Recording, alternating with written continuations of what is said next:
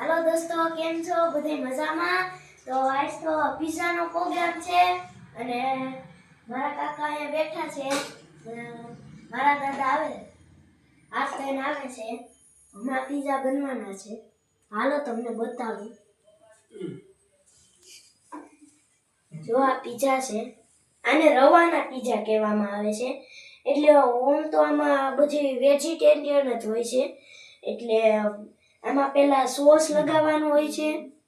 રવો હોય ને તેને છાશમાં પલાળીને અડધી કલાક મૂકવાનો હોય છે અને પછી એને પુડલાની જેમ કરી નાખવાનું અને ઉપરથી એના બધા વેજીટેબલ જેમ કે ડુંગળી છે, ઓલું છે ટમેટું, કેપ્સિકમ, ધાણા તમારે ઉપરથી ગ્રીસ કરવી હોય તો કરવાના, બાકી જરૂર નથી।